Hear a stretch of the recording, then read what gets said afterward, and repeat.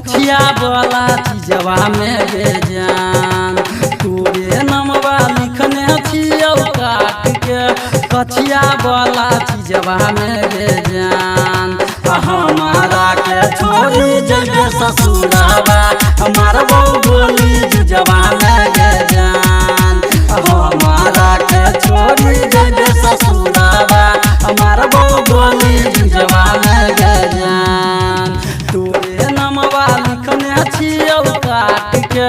कथिया वाला चीजवा में गे जान तोरे नमवा लिखने छियौ काट के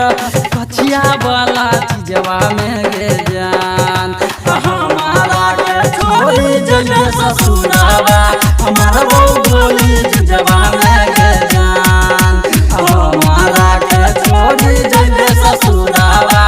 बन का घूमबो पगला है गे जान। म्यूजिक बाय डीजे संदीप हमार बहू बोली जुजवा में गे जान म्यूजिक बाय डीजे संदीप हमार बहू बोली जुजवा में गे जान तू चल जे बही तो बैठी बोलरवा में बहिन के पंडितवा कनबो तोरे गे मरवा में गजा तू चल जे बही तो बैठी बोलरवा में बहिन के पंडितवा कनबो तोरे गे मरवा में आ टप टप हमारा गिरतो झरा झर लोरवा पोछबो समीजवा में गे जान टप टप हमारा गिरतो झरा झर लोरवा पोछबो समीजवा में गे जान हमारा के छोड़ी जबी ससुरावा हमार बहू बोली जुजवा में गे जान हमारा के छोड़ी जबी ससुरावा हमार बहू बोली जुजवा में गे जान म्यूजिक बाय डीजे संदीप हमार बहू बोली जुजवा में गे डीजे संदीप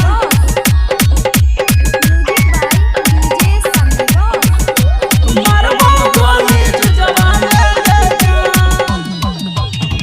बचपन से तू ही हमरा मारे छेला नाई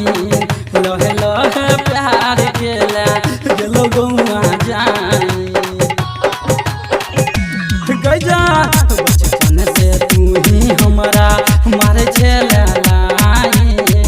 लहे लहे प्यार केला गेलो गौआ जाई राइटर विश्वनाथ पर भी न कानई छौ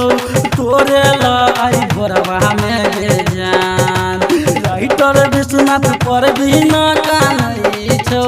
तोरे लाई भोरवा में गे जान हमारा के छोड़ जइबे ससुरावा हमार बहू बोली जुजवा में